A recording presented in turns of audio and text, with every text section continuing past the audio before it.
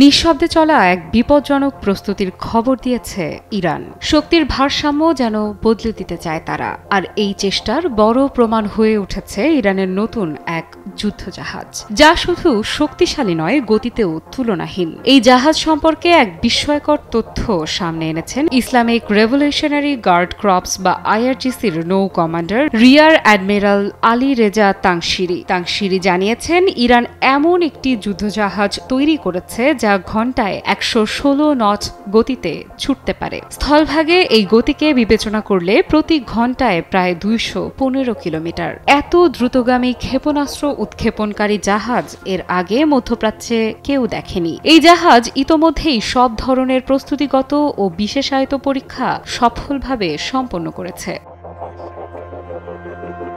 জাহাজটি কেবল গতিতে নয়, সক্ষমতায়ও চমকে দেওয়ার মতো। এটি একাধারে ক্ষেপণাস্ত্র বহনে সক্ষম, আবার এর সঙ্গে যুক্ত আছে আধুনিক ড্রোন প্রযুক্তি ও সাব সারফেস সিস্টেম, অর্থাৎ সমুদ্রের উপরে যেমন শক্তি দেখাতে পারবে, তেমনি জলের নিচেও এর দখলদারি থাকবে। আর এরকম শক্তিশালী অস্ত্র নিজস্ব প্রযুক্তিতেই তৈরি করেছে ইরান। আমেরিকার মতো প্রযুক্তি সমৃদ্ধ দেশকেও টক্কর দিতে প্রস্তুত বলে দাবি করেছেন তাংশিরি।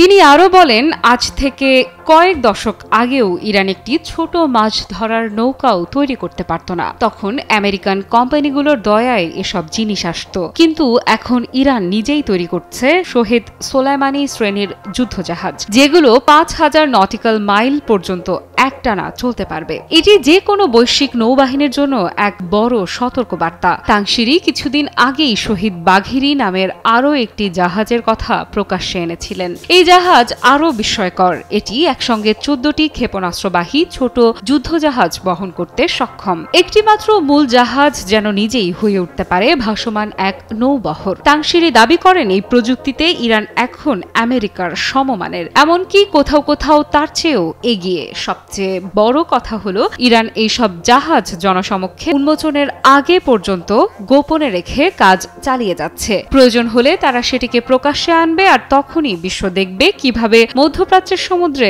এক নতুন শক্তির উদয় ঘটেছে।